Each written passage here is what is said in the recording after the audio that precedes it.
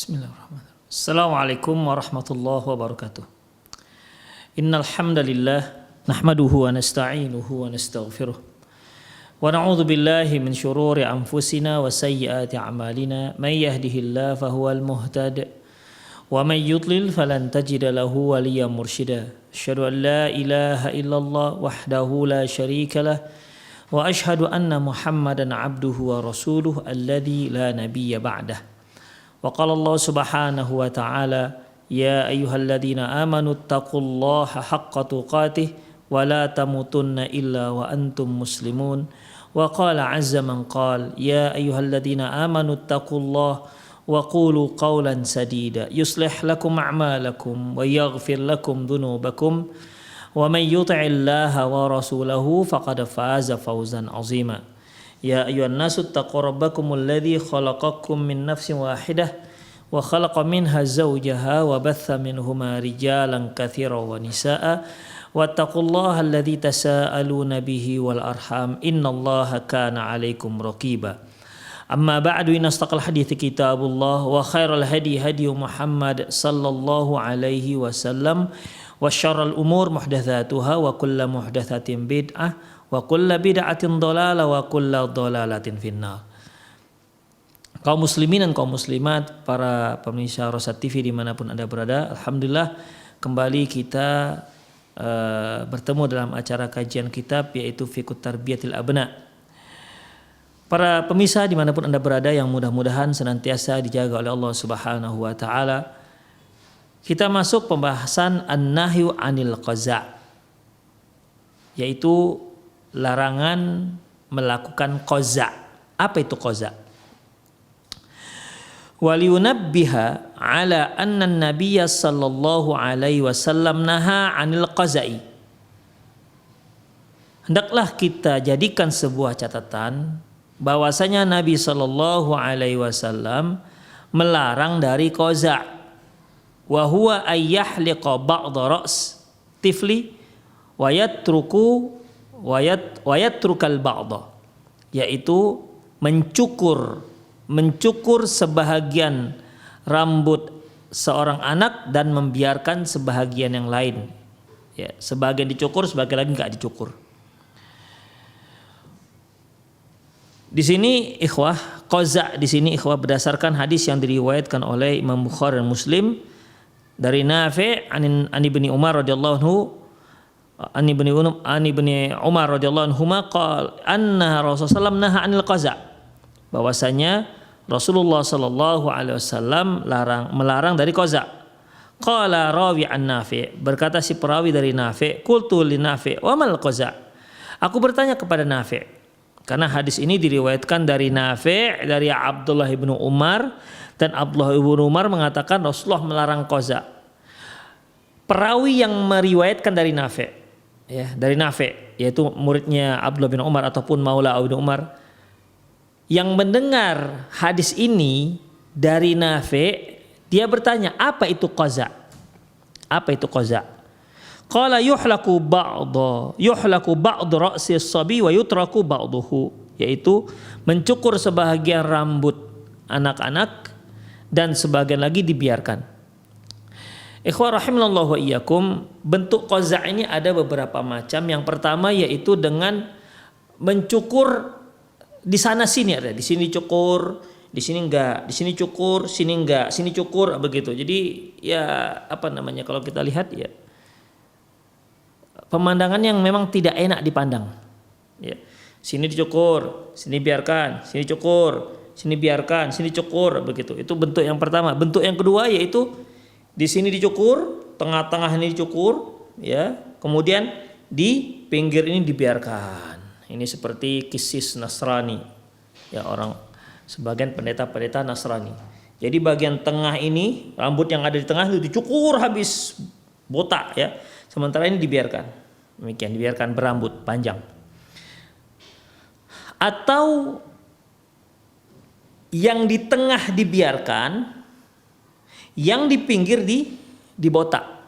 Demikian. Ini yang banyak dilakukan oleh orang Cina, ya, di kungfu itu ikhwah, ya. Jadi di sini dicukur, dibiarkan di tengah-tengah ini, Kebalikan daripada yang biasa dilakukan oleh pendeta Nasrani. Itu yang ketiga. Ada juga ikhwah yang keempat itu dia di bagian ini aja dibiarkan, ya bagian ini dibiarkan. Kalau yang seperti orang Chinese buat yang ada di kungfu itu ikhwah, ini kan bagian di tengah-tengah ini ya di bagian tengah-tengah ini dibiarkan panjang, sementara ini memang sengaja dicukur. Ada jenisnya lagi yang ini di sini saja dibiarkan, ya di sini dibiarkan berambut, sementara sisanya dibotak. Maka ikhwah ini semua dikatakan qaza yaitu mencukur sebahagian dan membiarkan sebahagian yang lain. Wa kadzalika la yumna'u at-tiflu min ayyaqussa sya'rahu bitilkal qassat allati yatashabbaha bihal musyrikin. Demikian juga hendaklah anak-anak itu dilarang pangkas dengan model pangkasnya orang-orang musyrik. Kal qassatil injiliziyya wal faransiyya wa ghairiha min al-qassat allati yakunu at-tiflu fiha musyabihan li ahli kufri wasyarri wal fasad. Seperti secara model pangkas Inggris atau Prancis atau model-model pangkas-pangkas yang lainnya, di mana si anak akan terlihat seperti mirip dengan orang kafir atau orang penjahat atau memang pelaku-pelaku kejahatan atau orang-orang fasik. Demikian ikhwah. Ya. Jadi kalau ada di sana model pangkas, di mana model pangkas itu memang merupakan ciri khas orang kafir. Kalau orang lihat ini anak ini sepertinya orang kafir gitu loh. Atau cara pangkas orang-orang fasik, ya. Cara pangkas orang fasik yang sempat ikhwah kalau untuk perempuan mereka membiarkan ini panjang, kemudian di sini dibiarkan dibotak begitu.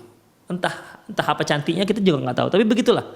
Ada lagi modelnya, di sini dibiarkan panjang, kemudian dikuncir, ya. Di sini dibiarkan botak. Ya, kalau saya katakan dibilang tampan, enggak juga, karena sangat tidak enak dilihat oleh mata. Tapi bagi orang-orang yang memang dia sangat gandrung, sangat fans dengan seorang artis, maka apapun yang dia lakukan itu selalu terlihat baik, bagus di matanya. Demikian ikhwah, seperti memakai pakaian compang-camping, pakaiannya bagus sengaja digunting-gunting misalnya. Itu akan diikuti oleh mereka. Diikuti oleh para fansnya yang fans-fansnya yang gila itu ikhwah. Jadi ya apa yang dilakukan oleh artis atau figur yang mereka kagumi, maka itu akan dijadikan sebagai ikutan. Apapun modelnya, dari bentuk pakaian, dari cara bergerak, dari cara potong rambut, itu akan diikuti. Demikian ikhwah. Jadi kalau potongan rambut tersebut memang potongan orang-orang yang memang bukan orang-orang soleh, ya orang fasik, maka kita tidak boleh menirunya. Demikian ikhwah, a'azinallahu wa iyyakum. Baik. Fabadalan min antabahatha an mudati anta wa waladuka fabahath an sifati Rasulullah sallallahu an sifati sya'rih. Daripada kamu mencari-cari bagaimana model rambut yang aneh-aneh, ya. Daripada kamu mencari-cari bagaimana model rambut yang aneh-aneh, lebih baik kamu membahas bagaimana model rambutnya Rasulullah sallallahu alaihi wasallam. Wasna kasana'i Rasulillah sallallahu alaihi wasallam. Kemudian lakukan sebagaimana yang dilakukan oleh Rasulullah sallallahu alaihi wasallam menurut info yang sudah masuk kepada dirimu. Demikian ikhwah. Jadi kalau orang yang mencintai sesuatu, mengagumi seseorang, umumnya dia akan mengikuti cara bicara, lenggang-lenggoknya, tingkah lakunya, cara berpakaiannya, warna yang digandrunginya, apalagi model pangkasnya. Demikian ikhwah, bahkan warna rambutnya. Demikian ikhwah, ya. Makanya orang yang kita jadikan sebagai figur itu sangat berpengaruh terhadap kejiwaan kita. Oleh karena itu ikhwah, Allah Subhanahu wa taala menyuruh kita untuk menjadikan figur kita hanya Rasulullah sallallahu alaihi wasallam. Laqad kana lakum fi Rasulillahi uswatun hasanah. Sungguh pada diri Rasulullah sallallahu alaihi wasallam ada suri tauladan yang baik untuk kalian. Kalian yang mana ini? Liman kana yarjullaha wal yaumal akhir, barang siapa yang berharap bertemu dengan Allah dan hari akhirat dengan ganjaran yang baik. Hanya mereka-mereka yang bisa jadikan Rasulullah itu sebagai suri tauladan yang baik. Ya, mereka yang mengharapkan akhirat, mereka yang mengharapkan bertemu dengan Allah Subhanahu wa taala dalam keadaan yang Allah itu ridha, maka tidak akan ada yang dia gandrungi selain Rasulullah sallallahu alaihi wasallam. Jadi kaitannya itu sangat terkait sekali dengan keimanan seseorang. Semakin kuat keimanan seseorang, maka semakin gandrung dia dengan Rasulullah sallallahu alaihi wasallam. Sangat ngefan dia akan membahas, dia akan mempelajari bagaimana sih syama'il Rasulullah SAW, bagaimana cara hidup beliau, bagaimana cara berpakaian beliau, bagaimana rumah tangga beliau, bagaimana tutur kata beliau, bagaimana sikap beliau terhadap istri, bagaimana sikap beliau terhadap tetangga, sikap beliau terhadap anak-anak. Demikian ikhwah, itu yang harus kita contoh. Sejauh mana kita meniru Rasulullah SAW, itu sangat erat kaitannya dengan apa? Dengan keimanan kita terhadap Allah Subhanahu wa taala. Makanya Allah katakan laqad kana lakum fi Rasulillahi uswatun hasanah liman kana yarjullaha wal yaumal akhir. Sungguh pada diri Rasulullah SAW itu ada suri tauladan yang baik untukmu bagi orang-orang yang berharap bertemu dengan Allah dan hari akhirat. Demikian ikhwah, berarti mereka yang tak berharap bertemu Allah dan tidak berharap dengan akhirat, mereka tidak akan bisa menjadikan Rasulullah sebagai uswatun hasanah. Dia akan cari gandrungan-gandrungan yang lain. Demikian ikhwah, a'azinallahu wa iyyakum. Baik. Fasna kama sana'a Rasulullah sallallahu alaihi wasallam. Udah kamu bahas bagaimana cara model rambut Rasulullah SAW, maka lakukan. Demikian, itu akan lebih baik.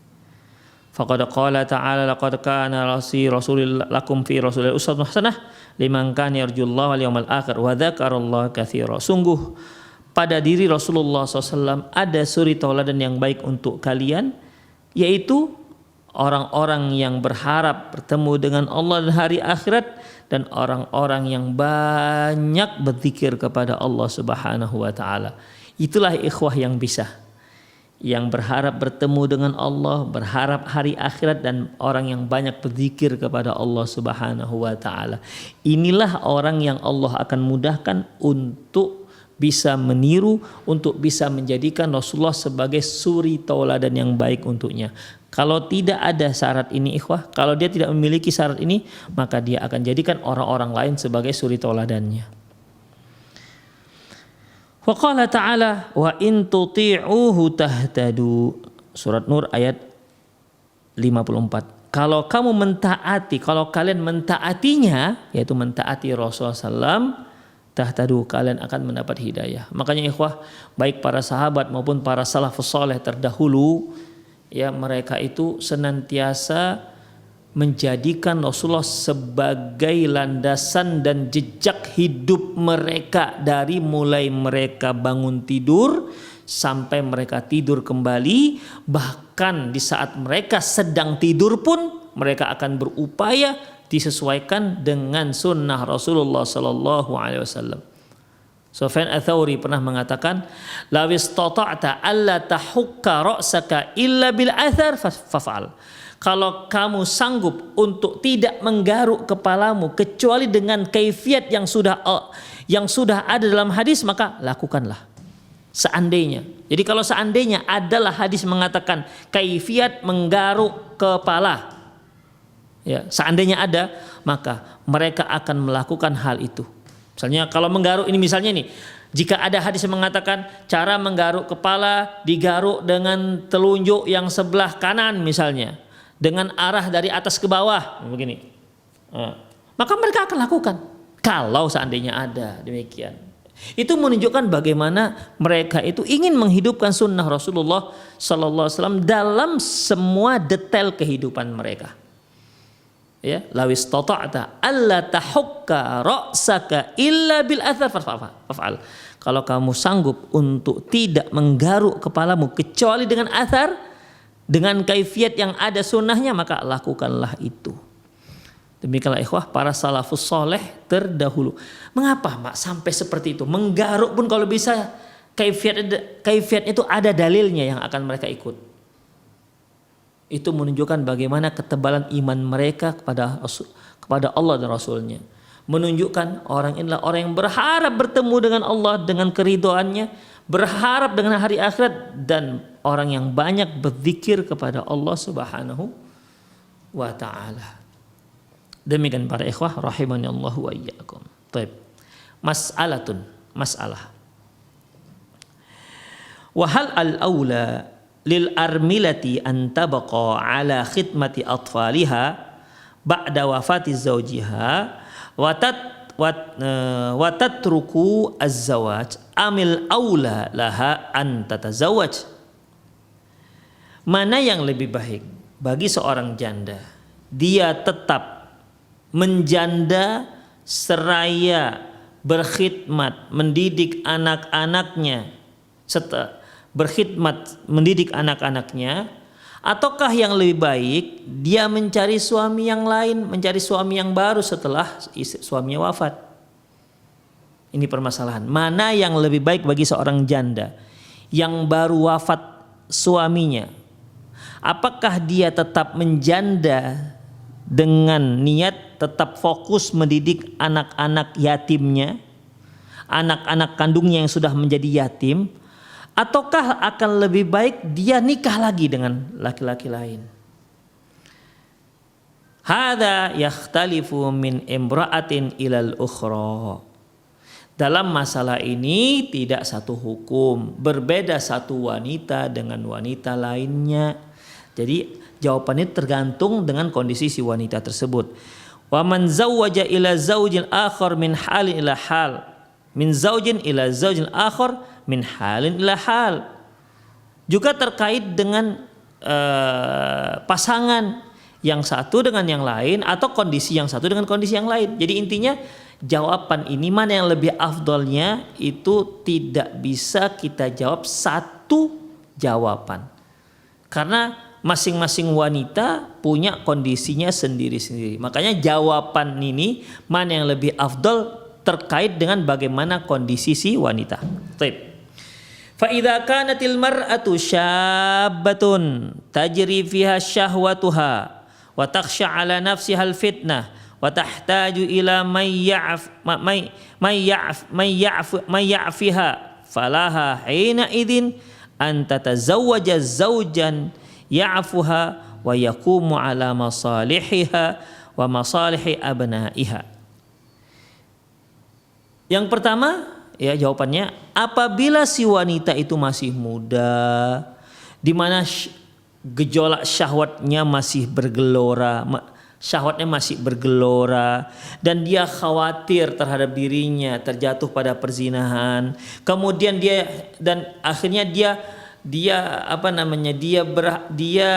membutuhkan seorang suami yang bisa menenangkan dirinya, yang bisa sebagai suami yang bisa tempat dia menyalurkan syahwatnya, ya, dan bisa menjaga kehormatannya serta bisa menjaga kemaslahatan dirinya dan anaknya, maka menikah lebih baik ketimbang dia tidak menikah. Jadi kalau seorang wanita yang masih muda, dia tahulah bagaimana kondisi syahwatnya, dia khawatir juga akan jatuh pada perzinahan, apalagi seorang janda. Ya beda ikhwah. Ya, seorang yang masih gadis dengan yang sudah janda itu berbeda. Yang masih gadis, mereka belum pernah merasakan lakukan hubungan intim. Ya. Hubungan intim itu hanya masih aja dalam khayalan. Beda halnya dengan seorang yang sudah pernah menikah. Apalagi dia jandanya masih janda muda.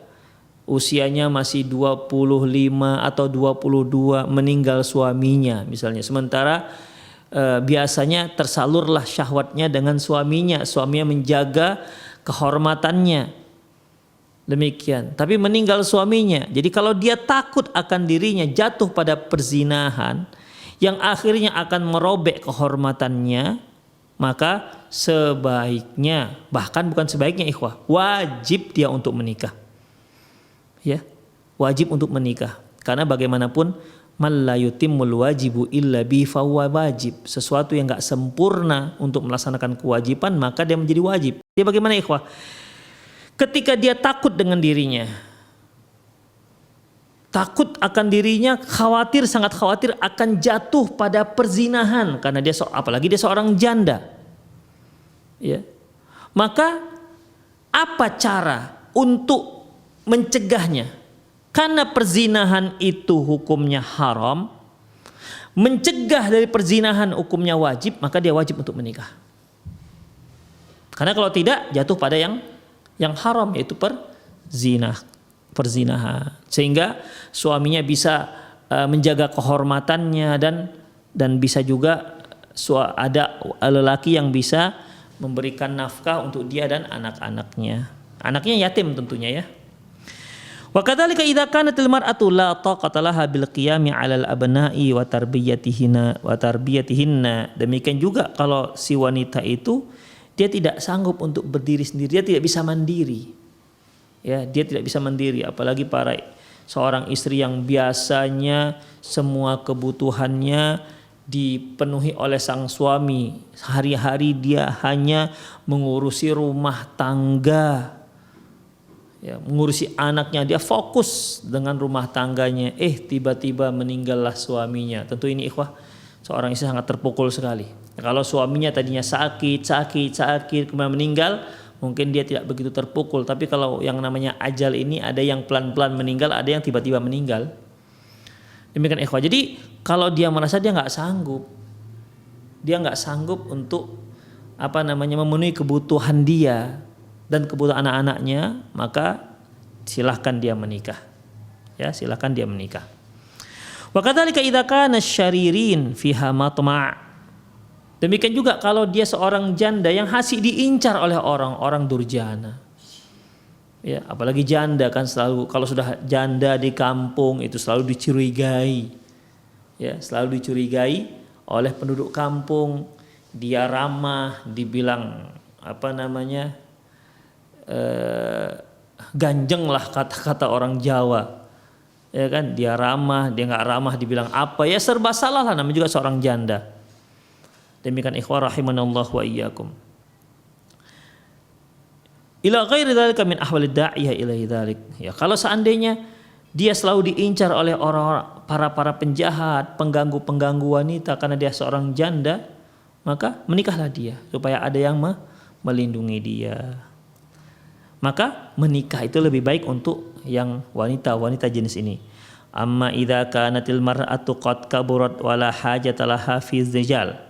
Adapun kalau wanita tersebut sudah lanjut usia dan dia tak butuh lagi dengan pria, wazzawaju sayusrifuha an khidmatil abna, sementara atau kalau dia menikah maka perhatian kepada anak-anaknya, kalau dia menikah maka anak-anak akan kehilangan perhatiannya karena dia sibuk dengan suami barunya.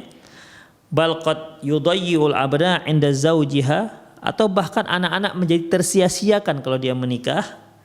Ya ada ikhwah, ya ada kondisi seperti ini. Ya, di mana seorang janda dia punya anak kecil-kecil, kemudian ketika dia menikah bisa saja ini anak menjadi terlantar, atau mungkin anaknya ini malah dititipkan dengan orang tuanya.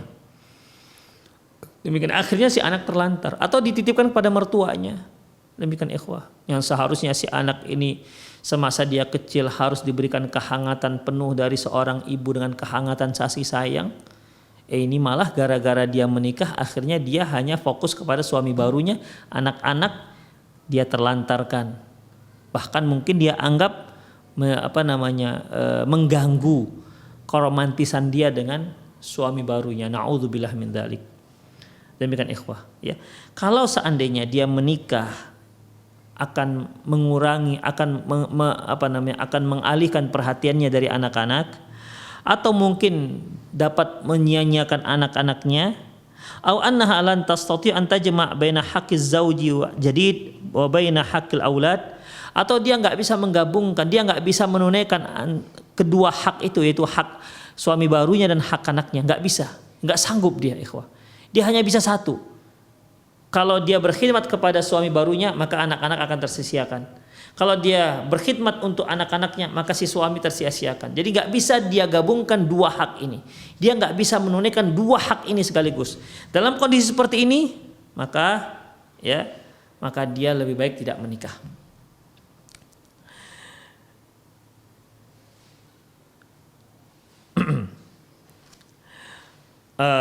Kemudian ikhwah, falaha hina izin anta trukaz zawat wa tabaqa ala tarbiyatil abna. Maka untuk yang kondisi wanita seperti ini sebaiknya dia tidak usah menikah dan dia fokus untuk mendidik anak-anak.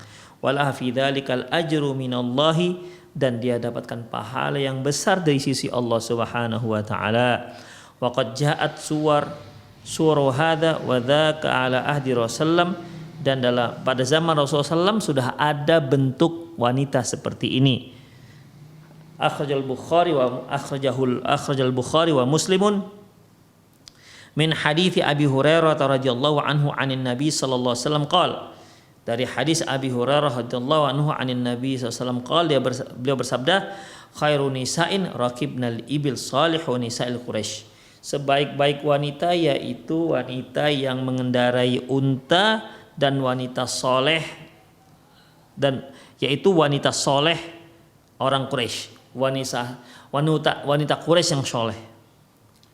Ahna ala waladin fi sigharihi, yang sangat sayang terhadap anaknya semasa kecil, wa ar'ahu ala zaujin fi dzati yadihi, dan sangat perhatian terhadap suaminya dan harta suaminya.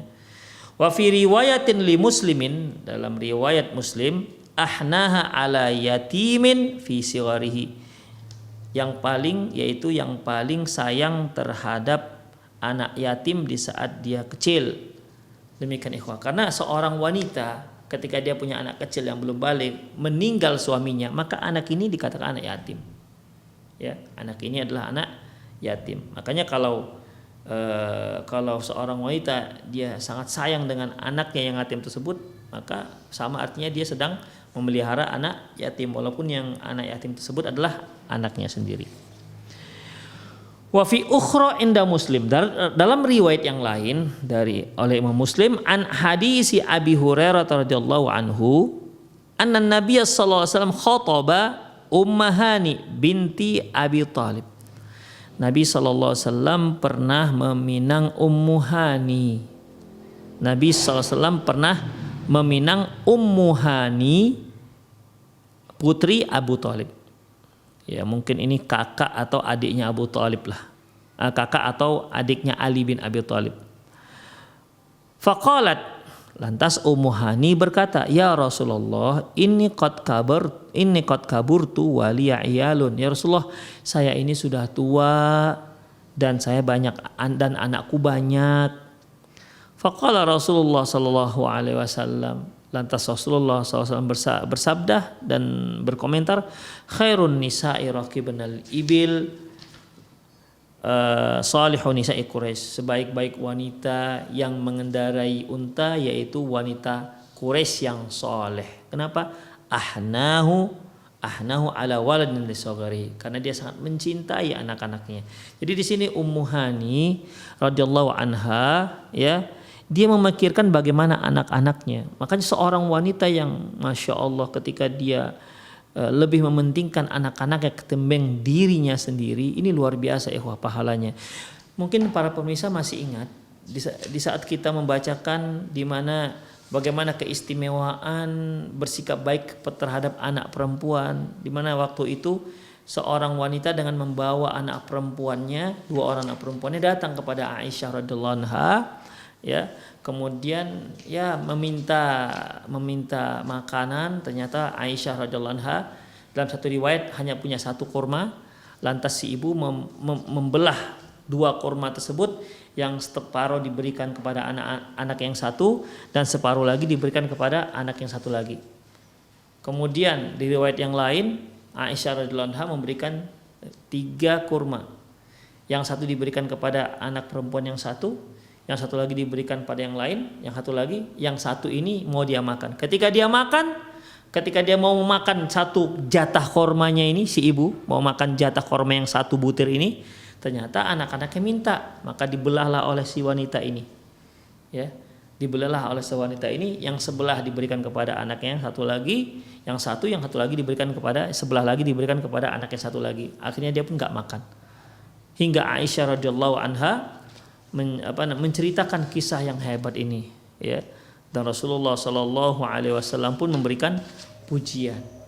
Demikian ikhwah, a'azinallahu wa iyyakum. Jadi seorang wanita yang memang ketika dia lebih memperhatikan anak-anaknya, kepentingan anak-anak ketimbang dirinya sendiri, ini luar biasa pahala di sisi Allah Subhanahu wa taala. Allahu a'lam bissawab.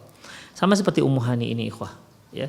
Dia khawatir pertama dia sudah tua, tidak bisa memberikan melayani Rasulullah, dan dia juga punya anak-anak, khawatir nanti kalau dia melayani Rasulullah anak-anaknya terlantar atau sebaliknya.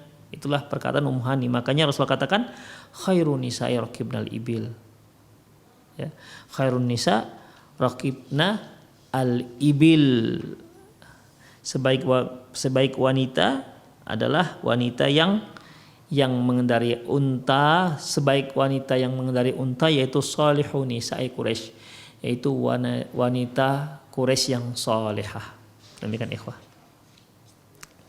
Kemudian qala an-Nawawi rahimahullah, berkata Imam Nawawi rahimahullah, wal haniyatu ala waladiha allati taqumu alaihim ba'da yutmihim fala tatazawwaju fa idza tazawwajat falaysa bihaniyatin. Di sini kan di dalam hadis sebutkan ahnaha lil auladi, ahnahu ala waladi fi sighari, yaitu salah satu sifat karakter wanita yang terbaik itu yaitu yang paling sayang terhadap anak-anaknya di saat dia masih kecil. Demikian. Apa kata Imam Nawawi? Yang ahnahu, yang dikatakan ahnahu yang paling sayang di sini yaitu apabila dia berkhidmat, dia mengurusi anak-anaknya setelah anak tersebut menjadi yatim, sehingga karena dia fokus mendidik, memperhatikan anak-anaknya hingga akhirnya dia tidak menikah. Ini dikatakan ahnahu. Kemudian wa in tazawwajat falaysa bihaniyah. Namun kalau dia ternyata menikah, maka tidak termasuk dalam kata-kata haniyah. Tidak termasuk dalam kata-kata haniyah, ya. Wa nuqila dzalika anil Harawi. Al-Harawi juga berpendapat demikian. Jadi yang dikatakan ahnaha ala waladi fi sugharihi, yaitu yang sayang kepada anaknya di saat anak-anaknya masih kecil. Kata-kata ahnaha di sini hanya untuk wanita yang setelah suaminya meninggal dia tidak menikah lagi karena ingin fokus mendidik anaknya. Ini dikatakan ahna. Tapi kalau dia ternyata setelah wafat suaminya dia menikah lagi, ini nggak termasuk dalam kategori ahna. Demikian ikhwah. Ini pendapat Imam An-Nawawi dan juga pendapat Imam Al-Harawi. Qultu, penulis mengatakan, yaitu Syekh Mustafa Al-Adawi, walaysa hadha tafsir minan Nawawi ala itlaqihi. Ini merupakan tafsir dari Imam Nawawi, enggak harus seperti itu. Wa qad tazawwaja an-nabiyyu sallallahu alaihi wasallam Ummu Salamah wa laha aulad. Karena Nabi SAW pernah menikahi Ummu Salamah, dan Ummu Salamah itu punya anak-anak. Jadi tidak mesti definisi yang dikatakan ahnahu di situ harus wanita yang enggak menikah. Berarti kalau kita katakan yang dikatakan ahnahu wanita yang paling perhatian terhadap anak-anaknya, kalaulah di situ syaratnya harus dia enggak menikah lagi, berarti Ummu Salamah Ya berarti Ummu Salamah wanita yang tidak sayang pada anaknya, kan gitu artinya. Padahal ketika Rasulullah SAW menikahi Ummu Salamah, beliau adalah seorang janda dan beliau juga punya anak. Beliau juga punya anak. Siapa nama anak Ummu Salamah? Ya Salamah. Ya. Salamah itu namanya juga Ummu Salamah, ibunya si Salamah. Walaha aulad, Ummu Salamah ini bahkan punya anak-anak.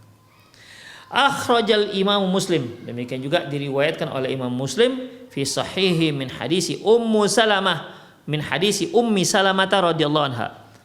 Dalam kita demikian juga diriwayatkan oleh Imam Muslim dalam kitab sahihnya dari hadis Ummu Salamah qalat, dia berkata, arsala ilayya Rasulullah SAW Hatib bin Abi Balta'ah, bahwasanya Rasulullah SAW mengirim Hatib bin Abi Balta'ah kepadaku liyahtubani lahu, yaitu untuk melamarku. Jadi Rasulullah mengutus Hatib bin Abi Balta'ah untuk menemui Ummu Salamah.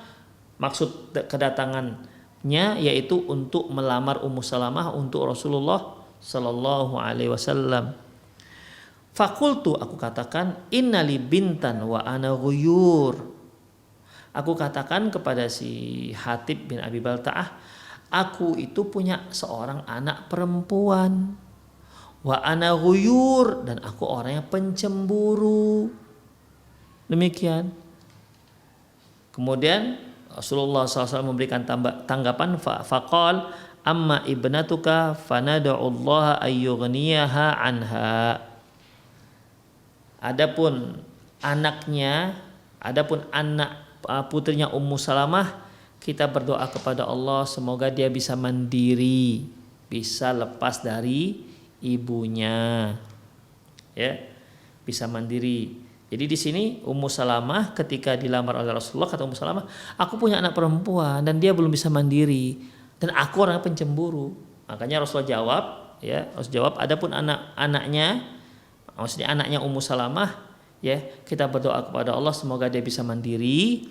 Wa adullah ayyudhiba bil ghairati, dan kita berdoa, dan aku berdoa kepada Allah semoga Ummu Salamah tidak cemburu, ya, tidak pencemburu. Demikian ikhwah, hadis ini diriwayatkan oleh Muslim.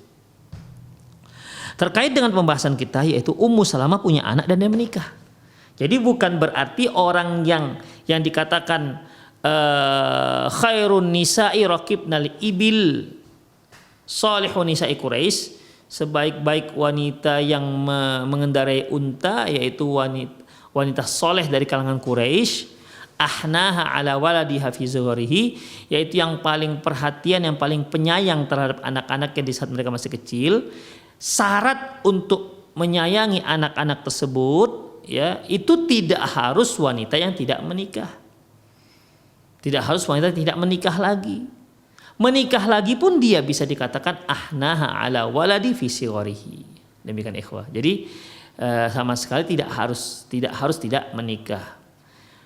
Nah, itu semua sebagaimana yang kita katakan dari awal, bahwasanya orang yang menikah itu bisa, kalau dia bisa memberikan masing-masing hak, baik hak suaminya yang baru maupun hak anak-anaknya, lanjut, gak ada masalah.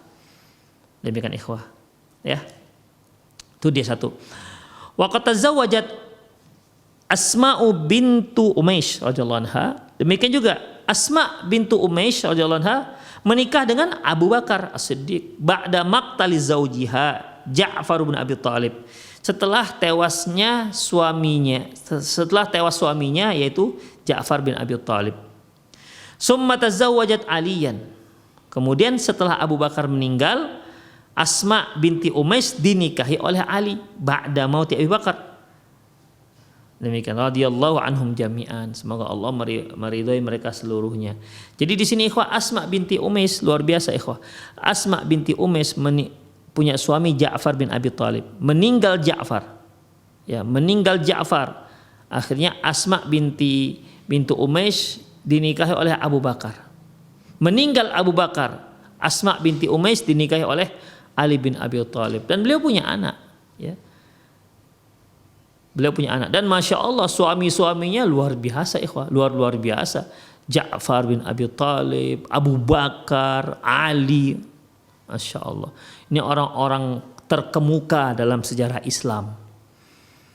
Itulah dia ikhwah rahimanallah wa iyyakum. Dan tidak berarti dia tidak disebut dengan seorang wanita yang ahnahu ala waladin fi sigharhi.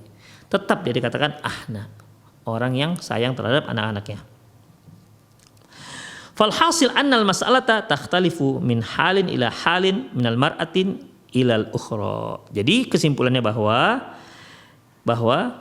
apakah seorang janda itu lebih baik dia tidak menikah dan fokus mendidik anaknya dan memperhatikan anaknya, ataukah dia menikah lagi dengan laki-laki lain? Jawabannya itu terkait dengan satu wanita dengan wanita yang lain, terkait dengan kondisi si wanita. Demikian ikhwah. Bisa wanita ini lebih sebaiknya dia menikah ya daripada dia nggak menikah.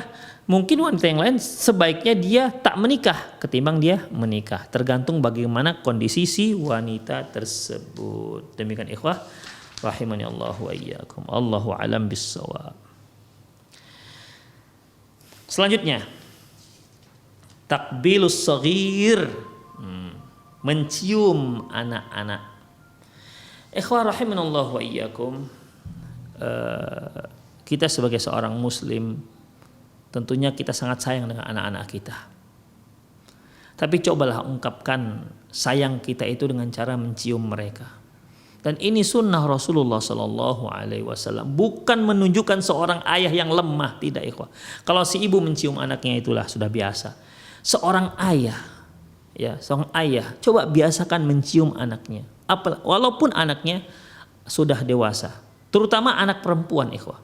Ya kalau dia anak laki-laki, ya selagi dia masih kecil bolehlah kita cium. Kalau udah besar, ya mungkin dia nggak butuh lagi yang namanya kita cium karena dia tahu dia sudah tidak layak dicium. Tapi untuk anak perempuan itu sampai dia dewasa juga dia akan rasakan kasih sayang ayahnya dengan ketika ayahnya mencium dirinya.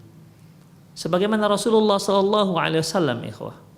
Rasulullah itu masih mencium Fatimah radhiyallahu anha padahal dia sudah menikah. Demikian, padahal dia sudah menikah. Jadi mencium itu merupakan ungkapan kasih sayang seorang ayah ataupun orang tua terhadap anak-anaknya. Ungkapan kasih sayang dengan tanpa kata-kata. Dan kehangatan itu bisa dirasakan oleh mereka. Dipeluklah, ya terutama anak perempuan ikhwah. Pelukan dari seorang ayah terhadap anak perempuannya itu mengalirkan kasih sayang yang kental terhadap anak-anaknya. Demikian ikhwah. Rasulullah melakukan hal itu. Dan Islam pun seperti itu ikhwah. Ya. Sebagaimana yang dikatakan oleh Allah Subhanahu wa taala, laqad kana lakum fi Rasulillahi uswatun hasanah. Sungguh pada diri Rasulullah itu ada suri tauladan yang baik untuk kalian. Ya. Ada suri tauladan yang baik untuk kalian. Nah, seperti ini takbilus shaghir, mencium anak-anak. Sampai dibuat babnya takbilus shaghir, mencium anak-anak. Ini menunjukkan bahwasanya disyariatkan bagi orang tua untuk mencium anak-anaknya. Wa yushra'u wa yustahabbu lil walidain taqbiru abnaihima wa banatihima. Di antara disyariatkan, dianjurkan bagi kedua orang tua mencium anak-anaknya baik laki maupun perempuan. Wa qad kana Nabi sallallahu alaihi wasallam yuqabbilu ibnatahu Fatimah radhiyallahu anha. Nabi sallallahu alaihi wasallam mencium putri beliau Fatimah radhiyallahu anha. Wa kana Abu Bakar yuqabbilu ibnatahu Aisyah radhiyallahu anha. Demikian juga Abu Bakar mencium anaknya putrinya Aisyah radhiyallahu anha. Wa hadza mazidu fi hadzal bab. Dan di sini ada tambahan dalam bab ini. Kita lihat wa akhrajal Imam Al-Bukhari. Imam Al-Bukhari meriwayatkan min hadisi Anas bin Malik. Dari Anas bin Malik qala dia berkata, dakhalna ma'a Rasulullah sallallahu ala Abi Saif Al-Qaini. Kami dan Rasulullah sallallahu masuk ke rumah Abi Saif Al-Qaini. Abi Saif Al-Qaini ini kain ini tukang besi, ya, pandai besi. Wa kana zi'ran li Ibrahim alaihissalam. Ya. Abu Saif ini adalah suami dari ibu susuannya Ibrahim alaihissalam. Jadi Rasulullah punya anak yang bernama Ibrahim. Ibrahim ini disusui oleh istri daripada Abu Saif. Demikian. Itu namanya zi'ran. Fa akhadha Rasulullah Ibrahim faqabbalahu wa syammahu. Kemudian Rasulullah SAW mengambil Ibrahim, beliau cium dan beliau, kalau qabbala beda dengan syamma ikhwah. Qabbala mencium dengan bibir, syamma mencium dengan hidung. Nah demikian. Kalau Indonesia kan cium semua. Ya. Kalau saya ulangi, faqabbala lantas beliau pun menciumnya dengan bibir, wasyamma dan mencium dengan hidung. Jadi seperti kita kalau mencium bunga, aroma bunga, itu namanya syamma dalam hirup. Tapi kalau qabbala dengan mengecup. Nah, beliau mencium dan mengecup Ibrahim alaihi salam putra beliau. Hadis diriwayatkan oleh Imam Bukhari. Wa akhraja Muslim min hadis Anas radhiyallahu anhu. Demikian juga diriwayatkan oleh Imam Muslim dari hadis Anas, qala dia berkata, "Ma ra'aitu ahadan kana arhamu bil iyali min Rasulullah SAW." Aku tidak pernah melihat ada orang yang lebih sayang terhadap keluarga ketimbang Rasulullah SAW. Benar apa kata Rasulullah ikhwah? Khairukum khairun li ahli wa ana khairun li ahli. Sebaik-baik kalian adalah orang yang paling baik terhadap keluarganya. Dan aku adalah orang yang paling baik terhadap keluargaku. Demikian ikhwah. Jadi di sini Masya Allah Rasulullah SAW benar-benar memberikan standar. Artinya kalau Anda mau melihat orang baik ikhwah, kalau Anda mau melihat orang baik, ya lihat bagaimana sikap dia terhadap istrinya, lihat bagaimana sikapnya terhadap anak-anaknya. Itu ikhwah. Kalau Anda melihat sikapnya baik terhadap anak-anaknya, baik terhadap istrinya, bersikap lembut kepada mereka, itu orang baik. Itulah orang yang terbaik. Khairukum khairul li ahli. Sebaik-baik kalian adalah orang yang paling baik terhadap keluarganya.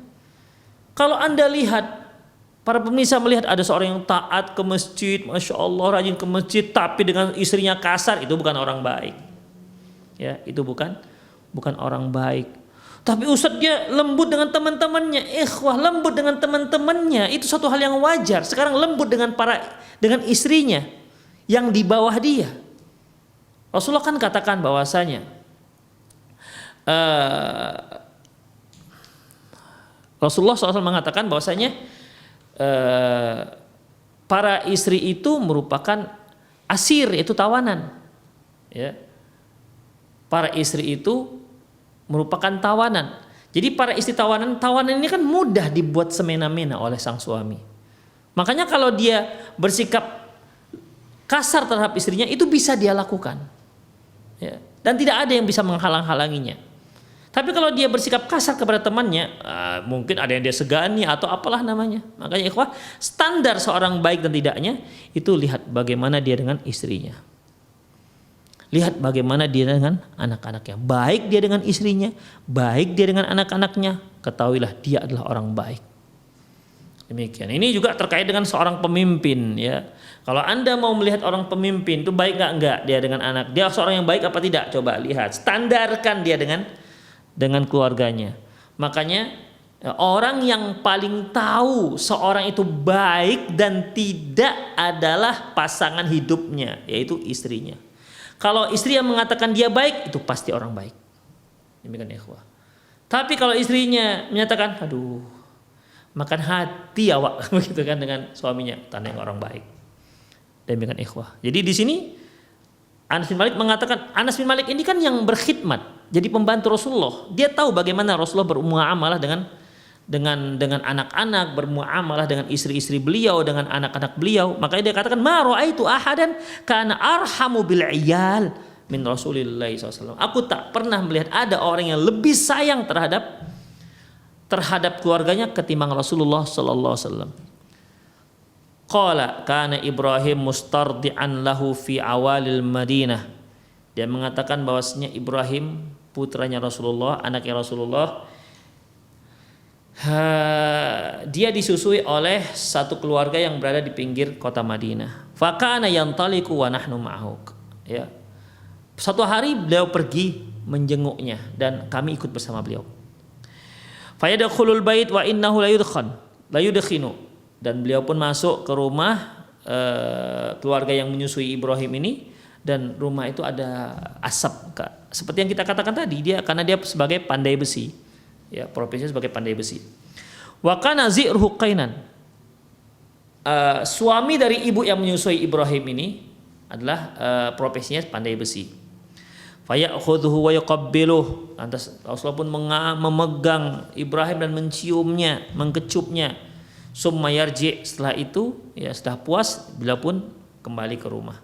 Wa qala Amr berkata Amr, lamma tuwfiya Ibrahim qala Rasulullah sallallahu alaihi wasallam, ketika Ibrahim meninggal dunia wafat, Rasulullah bersabda, inna Ibrahim ibni, sesungguhnya Ibrahim adalah putraku, wa innahu mata fi sadiyi, sungguh dia meninggal dalam usia masih menyusui, wa inna lahu lazi'raini wa inna lahu lazi'raini tukammilani radha'ahu fil jannati, sungguh dia memiliki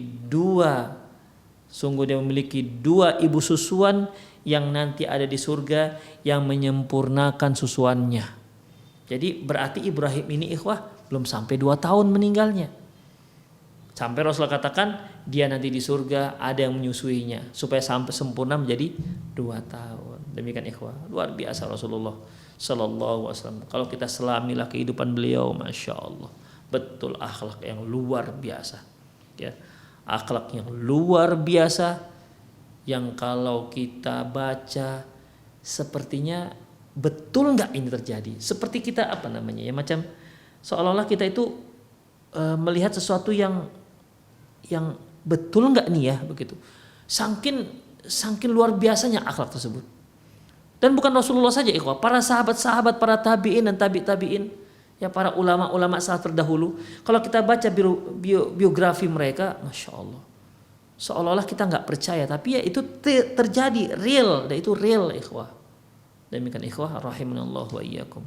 Ya, oleh karena itu untuk memotivasi kita agar lebih menjadi baik, lebih baik, maka salah satu caranya itu dengan cara membaca sejarah para salafus saleh terdahulu. Demikian ikhwah, semoga apa yang kita bahas bermanfaat. Aqulu qouli hadza wa astaghfirullah li wa lakum walisal muslimin innahu wal ghafur rahim. Bagi para pemirsa yang ingin bertanya, silakan boleh melalui via WhatsApp. Untuk sore hari ini kita karena ada sedikit kesalahan teknis ya, kita tidak buka langsung interaktif telepon langsung ya, ini tidak kita buka, namun tetap kita buka yang namanya pertanyaan-pertanyaan melalui via WhatsApp. Baik Anda kirimkan melalui nomor yang ada di pesawat televisi Anda, atau boleh juga langsung ke nomor saya di 08956113277778. Ada yang sudah masuk ini. Assalamualaikum warahmatullahi wabarakatuh. Ustadz, apakah daging akikah dibagi mentah? Ikhwah azzallahualaikum, tidak ada keterangannya ya, sepengetahuan saya ini tidak ada keterangannya tentang membagikan daging akikah kepada kaum muslimin, apakah harus mentah ataukah harus masak. Tidak ada ketentuannya. Demikian ikhwah. Ya. Misalnya harus dibagi mentah misalnya. Maka kalau ada hadis yang menyebutkan bahwasanya harus dibagi mentah, maka kita lakukan yang itu. Karena bagaimanapun as-sunnatu afdal. Ya, sunnah itu lebih afdal, pasti ada hikmahnya. Tapi nggak ada hadisnya seperti ini. Demikian juga kalau Rasulullah mengatakan harus dibagi matang, maka kita harus lakukan. Karena itu adalah ketetapan dari Rasulullah SAW. Tapi ternyata Allahu a'lam bishawab, sepengetahuan saya tidak ada ketetapan harus mentahkah ataupun harus matang. Berarti bebas. Hanya saja mana lebih afdal, dibagi mentah ataukah dibagi matang. Ikhwah, secara umum Rasulullah SAW mengatakan khairukum anfa'uhum linnas. Khairukum anfa'ukum linnas. Sebaik-baik kalian adalah orang yang paling banyak manfaatnya terhadap umat manusia. Itulah orang yang terbaik.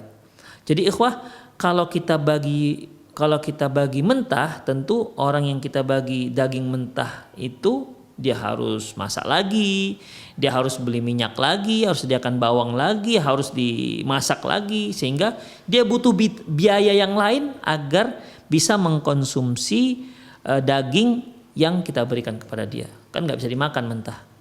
Namun kalau kita baginya sudah matang, dia tinggal santap. Sehingga dia nggak perlu lagi memikirkan harus masaknya bagaimana, harus cari duitnya bagaimana, untuk beli bawangnya bagaimana. Enggak, langsung dia bisa santap.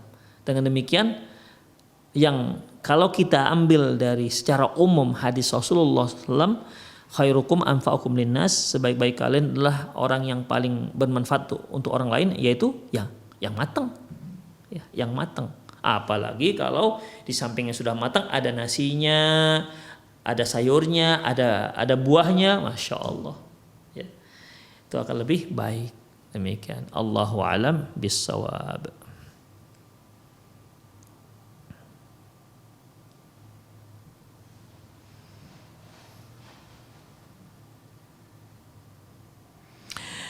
Bismillah, mau bertanya, ketika safar kita boleh mengqashar sholat, akan tetapi ana pernah mengerjakan di waktu isya.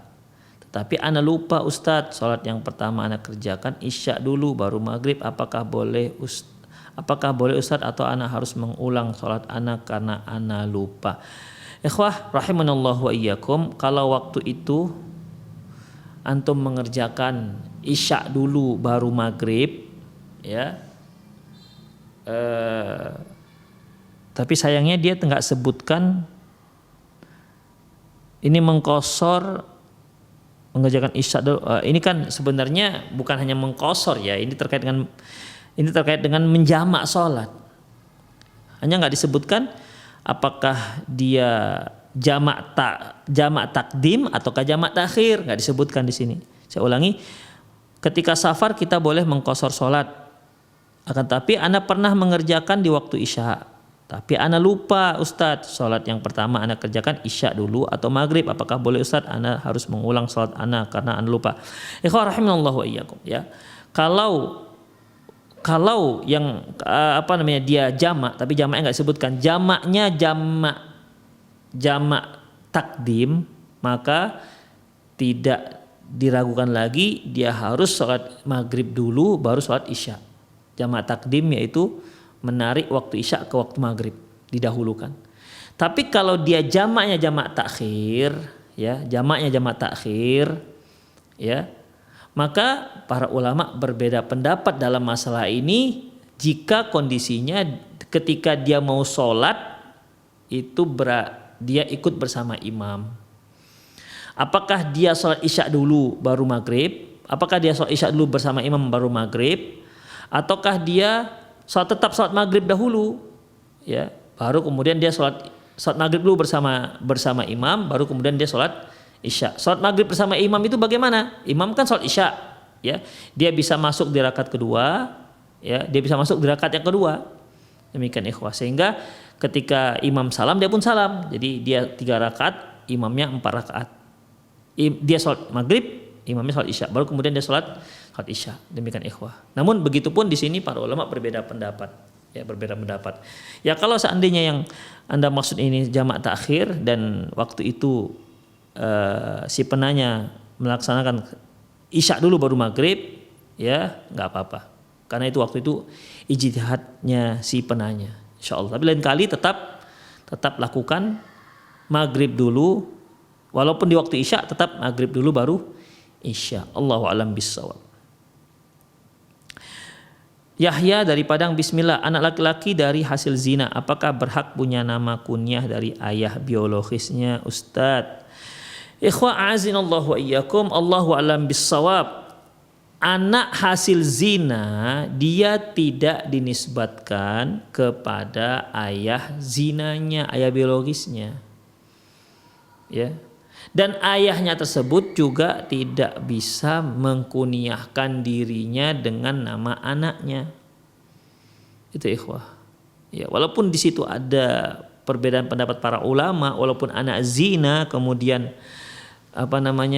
kemudian dia menikah dengan wanita yang dia zinai, sebagian ada menyebutkan tetap dinisbatkan kepada ayah biologisnya, ya. Namun Allahu a'lam bissawab, apabila seorang laki-laki menzinai seorang wanita dan kemudian hamillah si wanita tersebut, Kalau wanita tadi itu nikah dengan laki-laki lain yang bukan menghamili dia, maka pernikahannya sepakat para ulama enggak sah. Karena Rasulullah katakan la yuskir rajulu zar'a ghairih. Janganlah seorang itu menyirami tanaman orang lain. Karena kan tanaman yang ada di rahim si wanita itu kan tanaman orang lain. Kalau dia nikah dengan laki-laki lain berarti dia menyirami tanaman orang lain. Kalau ini sepakat para ulama nggak dibolehkan. Nah, yang jadi khilafiyah yaitu kalau yang menikahi dia laki-laki yang menzinai dia. Demikian ikhwah. Yang rajih Allahu a'lam bissawab dalam masalah ini, nikahnya ketika si wanita itu, ketika laki-laki yang menzinai dia kemudian wanita itu hamil, ya, Allahu a'lam bissawab. Kalau dia nikahnya nggak sah, dia ulang nanti ketika sudah melahirkan. Adapun anak hasil zina itu ketika dia lahir, maka dia tidak dinisbatkan kepada ayah biologisnya. Dan ayah biologisnya juga tidak berhak mendapatkan kunyah dengan nama anaknya. Artinya kalau nama anaknya misalnya si Asep misalnya, ayahnya si Joni misalnya, maka Asep nggak boleh Asep bin Joni, nggak boleh, ya, nggak disebutkan kepada ayah biologisnya karena dia lahir dari air yang haram.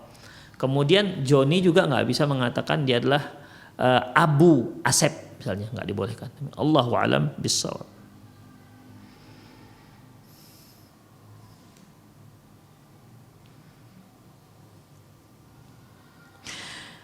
Bismillah, assalamualaikum warahmatullahi wabarakatuh, dari hamba Allah dari kota Tangerang. Ana mau tanya, adakah waktu mandi biasa yang dianjurkan dalam Islam? Syukran jazakumullah khairan. Mandi biasa, ikhwah, sebenarnya ya tidak ada anjurannya harus pagi, harus siang, ya. Mengenai mandi ini dia tergantung kebutuhan kita, ya. Kita mandi pagi boleh, siang boleh, nggak ada masalah. Tergantung kebutuhan kita. Kalau kita merasa kalau kita mandi pagi kita lebih giat bekerja, kita lebih giat dalam beribadah, lebih semangat dalam sholat subuhnya, mandilah pagi. Demikian ikhwah.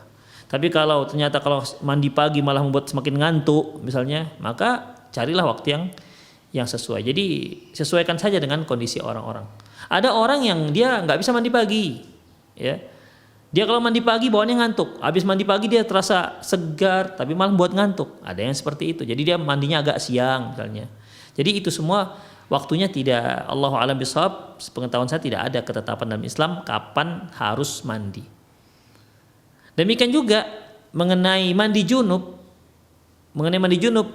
nggak disebutkan kapan. Yang ada itu ya dia wajib mandi ketika dia mau sholat.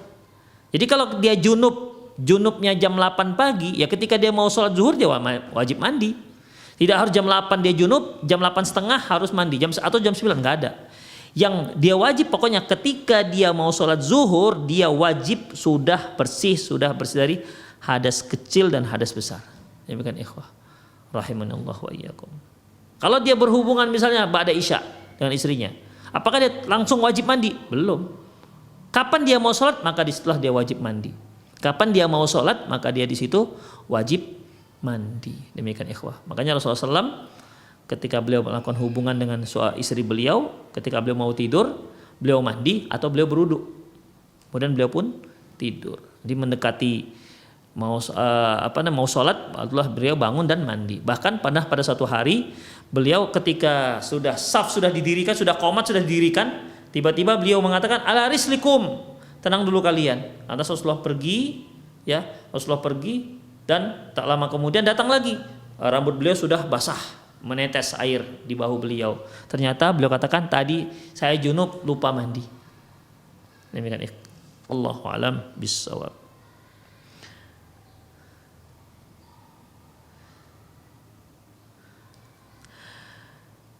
Assalamualaikum, izin bertanya, apakah perasaan kita merasa lebih baik dari muslim yang lain yang tidak mengerjakan kewajiban dari Allah, seperti merasa kita lebih beruntung, merasa lebih baik dari orang yang tidak mengerjakan sholat 5 waktu? Mohon pencerahan.